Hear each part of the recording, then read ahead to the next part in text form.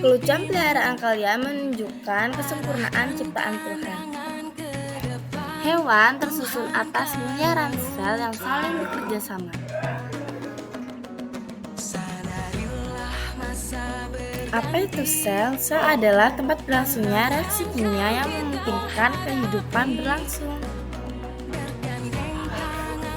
Apa itu sel hewan? Sel hewan adalah nama umum untuk sel eukariotik yang menyusun jaringan hewan. Sel hewan berbeda dari sel eukariotik lain, seperti sel tumbuhan, karena mereka tidak memiliki dinding sel dan kloroplas. Dan biasanya mereka memiliki vakuola yang lebih kecil bahkan tidak ada. Sel hewan memiliki 14 struktur. Yuk kita lihat nama-nama struktur sel hewan. Struktur sel hewan terdiri atas mitokondria, sentriol, nukleus, nukleolus, membran sel, retikulum endoplasma, sitosol, sitoplasma, kromatin, badan Golgi, lisosom, ribosom, mikrotubulus, dan peroksisom. Mitokondria adalah organel sel yang terbesar dalam sitosol organisme eukariotik yang berfungsi sebagai penghasil energi.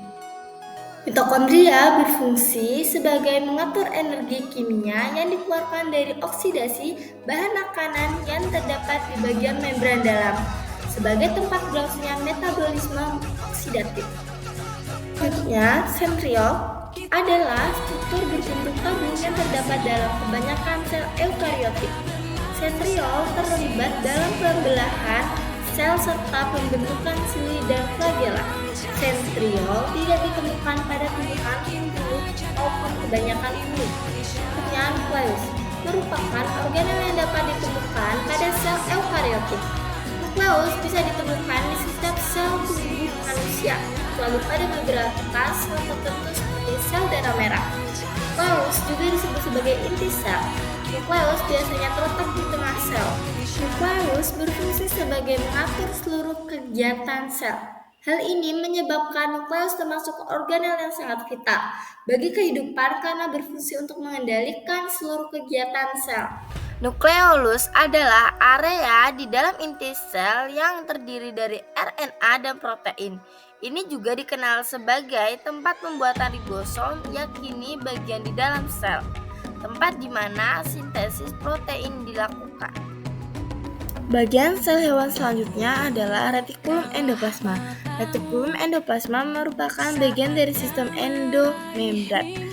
RE merupakan labirin membran yang demikian banyak. RE ini meliputi separuh lebih dari total membran dalam sel eukariotik. Bagian sel berikutnya adalah membran sel. Membran sel adalah membran semi-permeabel pada sebuah sel yang mengelilingi dan membungkusi isi sitoplasma dan nukleoplasma. Membran sel memisahkan sel dari cairan interstital di sekitarnya. Pembentukan membran sel dilakukan dengan bahan dasar berupa lipoprotein yang dibentuk oleh lemak dan protein. Berikutnya adalah sitosol. Sitosol adalah komponen sel di dalam sitoplasma yang berupa cairan. Sebagian metabolisme sel terjadi di sini.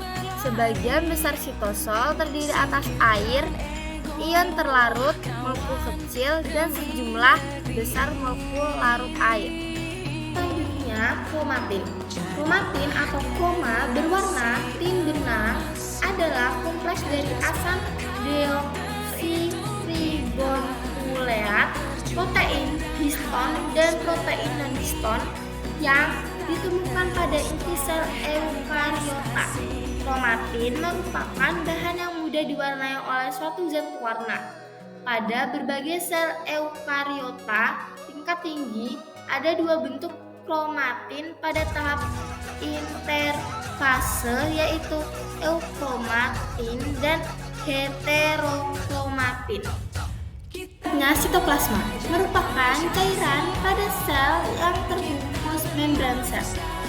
Sitoplasma berfungsi sebagai perantara transportasi zat dari luar sel, organel atau inti sel, tempat berlangsungnya metabolisme dan sintesis melalui berbagai reaksi kimia, tempat menyimpan nutrisi dan berbagai zat kimia yang bisa digunakan untuk proses metabolisme sel, pelarut untuk semua protein dan senyawa di dalam sel, menjamin terjadinya pertukaran zat agar sel bisa berfungsi dengan baik, memberi bentuk pada suatu sel, membantu pergerakan sel dari satu bagian ke bagian yang lain. Sel selanjutnya, badan Golgi, adalah organel yang dikaitkan dengan fungsi ekresi sel. Dan struktur ini dapat dilihat dengan menggunakan mikroskop cahaya biasa. Badan Golgi berfungsi mengemas bahan-bahan sekresi yang akan dikeluarkan dari sel, memproses protein yang sudah disintesis oleh ribosom dari retikulum endoplasma, melakukan sintesis polisakarida tertentu, memilih protein untuk beberapa lokasi dalam sel, memperbanyak elemen membran yang baru bagi membran plasma, memproses kembali komponen-komponen membran plasma yang sudah memasuki sitosol selama endositosis. Membran sel selanjutnya, lisosom, merupakan organel sel berbentuk kartu yang diselubangi oleh membran tunggal. Lisosom memiliki enzim-enzim hidrolitik yang digunakan oleh sel hewan untuk mencerna makanan menjadi makromolekul. Lisosom berfungsi mencerna zat-zat makanan. Pada kategori ini, lisosom bekerja menghancurkan zat-zat makanan asing yang masuk atau berada di dalam sitoplasma. Autofagi yaitu penguraian atau degradasi terhadap bagian sel yang sudah tidak berfungsi. Autolisis yaitu menghancurkan sel sendiri. Selanjutnya, ribosom adalah organel ukuran kecil dan padat yang terdapat dalam sel dan berperan sebagai tempat sintesis protein. Ribosom terdapat dalam sitoplasma dan melekat pada membran retikulum endoplasma ketika berlangsungnya proses sintesis protein. Ribosom berfungsi sebagai tempat sintesis protein, proses translasi, proses transkripsi, dan berperan dalam kegiatan metabolisme sel. Selanjutnya, mikrotubulus adalah organel mikro yang berfungsi sebagai kerangka sel serta berfungsi dalam pembuatan spindel. Fungsi mikrotubulus merupakan penyusun sitoskeleton terbesar, pergerakan kromosom dalam pembelahan sel dan pergerakan sel, struktur supporting bagi fungsi organel lainnya, sarana transport material dalam sel, mempertahankan bentuk sel, motilitas sel seperti silia dan flagella. Peroksisom atau badan mikro, kantong kecil berisi dengan enzim katalase yang sifatnya toksik menjadi air dan oksigen yang membahayakan sel. Peroksisom banyak ditemukan di sel hati dan ginjal. Peroksisom berfungsi menguraikan peroksida atau H2O2 dari sisa-sisa metabolisme, mengubah lemak menjadi karbohidrat.